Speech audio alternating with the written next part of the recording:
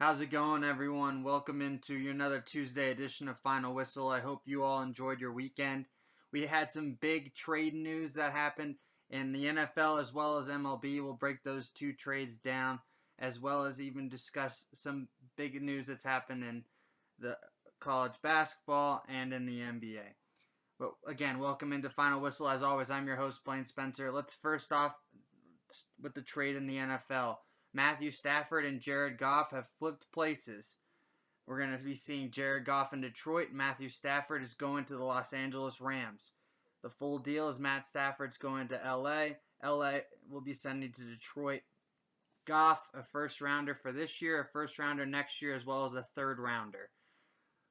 Let's break it in. What do we see here? You got to remember, Jared Goff just a year and a half ago was paid $100 million, and Sean McVay went into the front office and said, pay the man, we can win with him. He also took the Los Angeles Rams to a Super Bowl. But in a city like Los Angeles, it's a very tough market, and you have the Lakers as well as the Dodgers that have both won championships back in 2020. You have to understand that there's a very small room for error, and they don't want to be second fiddle to those clubs. So you go out. Matthew Stafford didn't want to be in another rebuild in Detroit, and you pay him as much as they could to get what they wanted. You bring in Matthew Stafford again. He's only 32 years old. You're going to really see now he shouldn't have any issues. The only year that he had a top 10 defense, the team won 11-5 in Detroit. They ended up losing in the playoffs in the wild card round, but still, he's only had a top 10 defense 1 year. And the Los Angeles Rams have a top 10 defense. You got a lot of skill pieces with Cam Akers, Malcolm Brown, Darrell Henderson, Cooper Kupp, Robert Woods, Tyler Higbee. The list goes on. Van Jefferson, etc. The pressure now is so high on Matthew Stafford to be a difference. And now you have roughly a 2 to 3 year window to go win a Super Bowl. This is it. That's all you can say. And this is down to Sean McVay. He, again, when this deal broke this weekend, he was the one that went into the front office and said, give them what they want. I want Matthew Stafford. We will be great if we have Matthew Stafford. Did they give away too much? I would say yes. And do you think the only reason the job got done? Because member from the Rams front office is now the GM in Detroit. He knows what he's getting with Jared Goff. The head coach, Dan Campbell, from New Orleans. They like what they see in Jared Goff. I think it's a fresh start for Jared Goff because I don't know yes, he has struggled since they've been to the Super Bowl. You see the good and the bad with Jared. You're getting a mixed bag, so you don't know what you're going to get. But still, this is the opportunity for Jared Goff to turn around, and then you have 2 first rounders and now a third rounder on top of Goff. The Detroit Lions won this trade unless the Rams win a Super Bowl. It's that simple to me.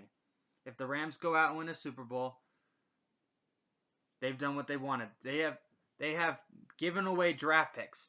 They don't have a first rounder for the next 8 years as a part of deals, the Jalen Ramsey deal, etc., with Jacksonville, etc. 8 years without a first round draft pick. How insane is that to think? You will not be in the first round of the NFL draft for 8 seasons. So again, if Matthew Stafford does not bring Los Angeles and Sean McVay, do they not bring home a championship, it's going to be a huge blow up. They'll probably clean house, get rid of the GM, the quarterback, as well as McVay. He'll be gone. It's that plain and simple. They need to be able to handle themselves and act accordingly to be able to make the correct decisions here. And if you don't win a Super Bowl, it's over in Los Angeles. And the Rams will be really in a world of hurt for the next 5 to 10 years. Because they will not have those draft picks to bring in athletes. Excuse me. But again, for Detroit, it's a fresh start for Jared Goff. You're going to have low expectations in the NFC North with a new head coach and a rebuild. That's how it's going to be. He's going to have probably this year and next year to figure it out. And then in year 3, they better be able to be competitive and do something. Otherwise, it might be the end of Jared Goff's career as a starter anyway. He'll be moved to a bench. So, Jared Goff, you have a fresh start. Nothing but the best for you. Detroit, you made a great steal. The GM, who's from the Rams front office again, he made this trade because he knows what he's getting in Jared Goff. Matthew Stafford also preferred, hey, I would love Los Angeles is my number one destination. They got the deal done. Only time will tell and see how this plays out. Let's discuss another major trade that happened. It wasn't in the NFL. It happened in Major League Baseball. Nolan Arenado, the gold gloving third baseman, is going to St. Louis. It's going to be a package of, it sounds like the package right now is going to be some prospects as well as a potential couple draft picks for Arenado. But I think this is really interesting that people are really discrediting the St. Louis Cardinals. Yes. Is their starting rotation and bullpen not as strong as it used to be? Absolutely. But you pair Arenado and Goldschmidt together, you got a lethal combination in your lineup going 3-4 or 4-5 in the lineup. And I think Yadier Molina is going to be returning. He's going to be able to handle the pitchers he wants. He's going to be able to control the game from a catching standpoint, as well as be able to have those critical moments and leadership in that locker room. I'm telling you, I think St. Louis has got a legitimate chance now to make a run. Do they need a couple more pieces? Absolutely. They're going to need some help in their starting rotation, and then probably a lefty in the bullpen. But still, I love this Arenado deal for St. Louis. Colorado, they got I think they're going to end up losing the side of the deal from what I've been hearing. The full deal has not been released yet, but still, Colorado's not happy about it. But it got done. And I think St. Louis has got a real opportunity here. The Cardinals need to make a real push this season, either to get to the championship series or the World Series. You got to make it a minimum to make it the NLCS. As for Colorado, you're going to be starting over again. It's been a real tough couple of years for them ever since they've made it to the NLCS a couple times earlier on in the 2010s. So another rebuild for Colorado. It doesn't help that the Dodgers and now the Padres are in your division. So that makes it really difficult for you. But again, St. Louis, you got to go out and win the NL Central this year. You got a real opportunity and you may not be a front runner yet, but you're at least a dark horse now to make it to the World Series out of the National League because of this trade. I know many people are saying, hey, not a chance for the Cardinals. Are you kidding me? Nolan Arenado and Paul Goldschmidt? Really? That's one of the best 1-2 punches that you can throw out there in baseball. So I think this is a real opportunity for St. Louis. I love the trade. I know Colorado's not happy with it, but that's how it is. So let's transition now to some big news that's been going on in the NCAA. Huge matchups tonight. We got loads of matchups. Let's run through them for you. Number 2 Baylor goes to number 6 Texas. What a matchup that is. Texas, I know, is reeling a little. Is coming off of a defeat to Oklahoma last week. Baylor Bears 16-0. This is a real challenge. They're going on the road. I think this is the biggest test that they've had this year. We're going to really see Scott Drew's team really force the issue here and be a real difference maker defensively and offensively. They're going to be really balanced. I think they're going to end up pulling out the victory here and end up coming out victorious and stay undefeated because it's them and Gonzaga at this point, and it's those two teams. I mean, Gonzaga is up at the top. Then there's Baylor, but then there's everyone else. There's a huge margin from 2 to 3 in comparison to 1 to 2. And you may not see both of those teams in the Final Four, but I would be stunned if neither of them are there. These two are in a class of their own right now. So I love this. I would love. That's a massive matchup tonight. 7 o'clock Eastern. On ESPN. Another matchup: Michigan State, Iowa. Michigan State got romped this past weekend against Ohio State on the road. Again, they were coming off of COVID, but they have not looked right in their 2 games returning. Rutgers blew them out, and then Ohio State dominated them. Now they travel to number 8 Iowa. You might see more of the same if I'm being completely honest. Michigan State's really struggling to guard, and they're really struggling to score, and they have been going through fits like this in the past couple of years, trying to figure out ways to put the ball in the basket. No Cassius Winston like they did last year as a piece to bail them out at times. So who's going to step up? Aaron Henry? I don't think so, in my opinion. So we'll see there. Another important matchup. Illinois goes on the road to Indiana, number 12 Illinois. Illinois coming off of that victory against Iowa this past Friday night, beating Iowa. Another big challenge here. You're going onto the road to Bloomington. They may not be as good as they usually are, but they are still so brutal to play at home. Don't be surprised if you may see an upset here. That's at 9 o'clock Eastern on ESPN. Going to be a real interesting thought here to see what happens. Going around the rest of the league, some big games that happened this past weekend. Number 3 Villanova took down Seton Hall, won by 10 on the road at the Prudential Center. I think it was a real 80-72. The game really didn't look like it was out of control for Villanova. They're really finding their groove right now. They're 11-1. I know they're right behind Baylor and Gonzaga. I know that gap's a little bit bigger than people realize, but Villanova is peaking at the right time right now. They've just been coming off of their own issues with the COVID-19, but they are starting to roll. As for Seton Hall, I'm a Seton Hall alum. They're 9-8 now, and they had 2 opportunities last week against Nova and Creighton. The Creighton one's going to really hurt, blowing a 16-point lead in the second half. But still, I'm not writing them off yet, but you have a lot to do the rest of the way. You're now against the wall. What are you going to do? You got to really not run the table, but you have to come pretty close. You might be able to stretch 1 or 2 losses the rest of the way, because now you do not have that signature win that you were really looking for. So Seton Hall is in a world of struggle. Oklahoma, kudos to them, especially on Saturday. What a week. You beat Texas and you beat Alabama. The Alabama win, I think, is one of the best wins of the season for them. 2 starters out due to COVID, and then you go out and win 66-61 against an Alabama team who had been rolling through the SEC in this SEC Big 12 Challenge. Davion Harmon, absolutely spectacular. 18 points. He really stepped up and carried the load for the Sooners. They really showed up defensively, too, holding Alabama to 61 points. And Alabama had been rolling offensively. So kudos to them. Other big scores. Texas Tech rallies 76-71 on the road against LSU. Again, SEC Big 12 Challenge. Florida goes into Morgantown, upsets West Virginia. West Virginia, they're a mixed bag right now. You beat Texas Tech at the buzzer last week, and then you lose to the Gators by 5.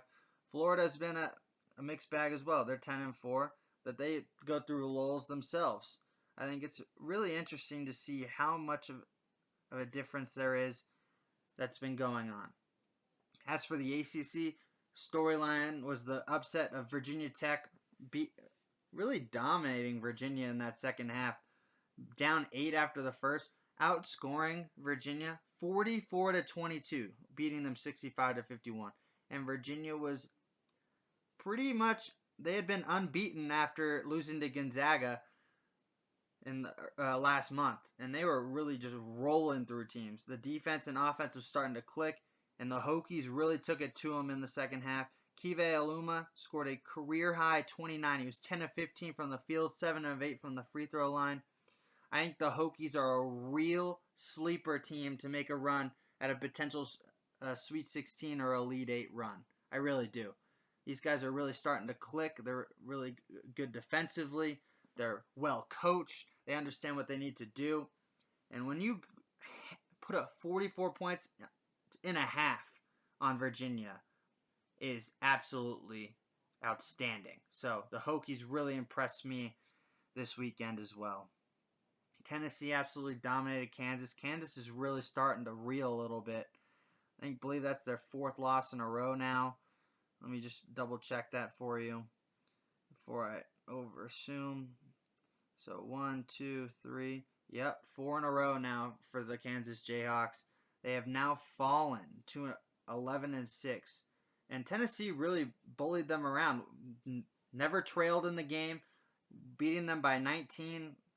Yves Pons scored 17. David McCormick was the only real bright spot for the Jayhawks with 17, 8 of 12 from the field. I think there's a real red flag here for the Jayhawks that they need to start figuring it out because they're really starting to struggle on the defensive side of the ball. And a lot to do with that is that they're getting out rebounded. Just look at the last couple. They haven't lost 4 in a row. They've lost 4 of their last 5. They beat TCU in a close game. So excuse me. I'm sorry to all Jayhawks fans out there. I misconstrued my point. But 4 out of the last 5 they've lost.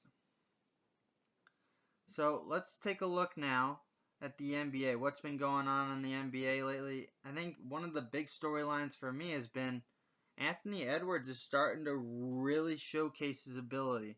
Again, Karl Anthony Towns has been out, but Anthony Edwards has been immersed in the starting lineup. And he's given the Timberwolves a little bit of a spark now. He's really showcased his ability as a potential scoring option, as a number 2 or number 3 option on that team.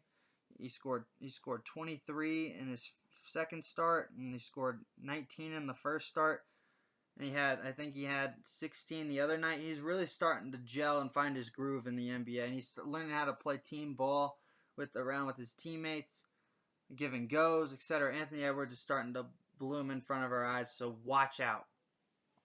Other news in the NBA, which I have a real hot take, is that potentially the NBA now is pondering an all-star game. That was announced today that they're starting to look at an all-star date.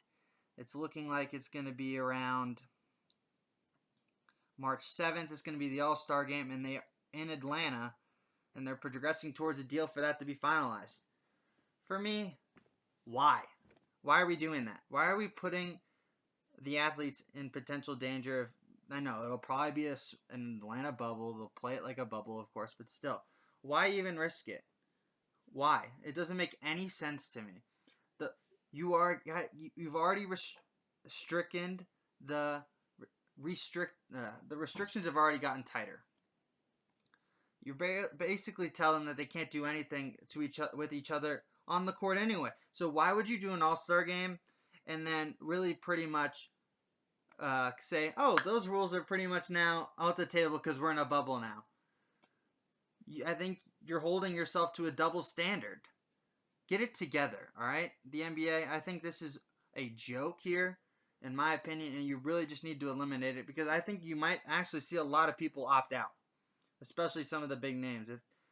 If you want, if their family's not allowed to come, there will be immediate opt-outs from probably almost all of them. So you'll probably try and see them make an excuse to bring their family in and more, but I just don't understand what's the point. I really don't. It makes absolutely no sense to me. But who am I? I'm just a sports journalist, so what do we know, right? But still, again, NBA, that's a real interesting story. Keep your eyes out. The NBA and NBAPA are really starting to get serious, and they've already targeted dates. They're going to have the skills challenges and all that too, immersed into the All-Star weekend. So they're trying to really bring in the entire feng shui. But I really want to know, how much is it about this, the money? How much is it about bringing in that revenue? Because All-Star Weekend brings in a lot of revenue, even if you don't have fans because of the TV rights, etc. But I don't know if it's only going to be a one-night thing, but I just don't understand what's even the point.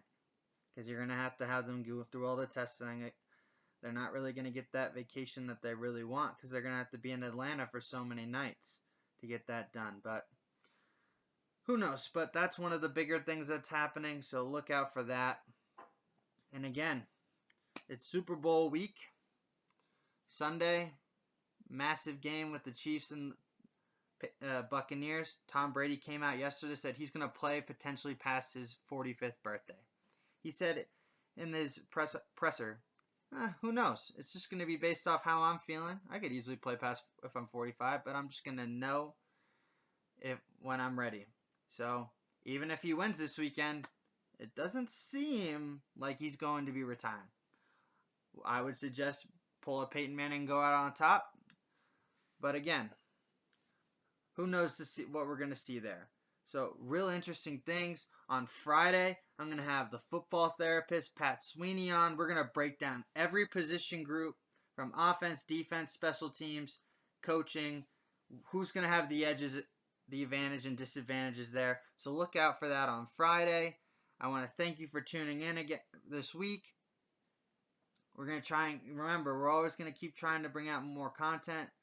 So if you have any advice or if you have any ideas, always reach out to the Final Whistle on social media, either on Facebook. You can use my personal Twitter, and as well as on Instagram, or even comment in the YouTube section.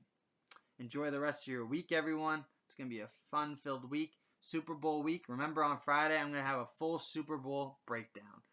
Enjoy your week.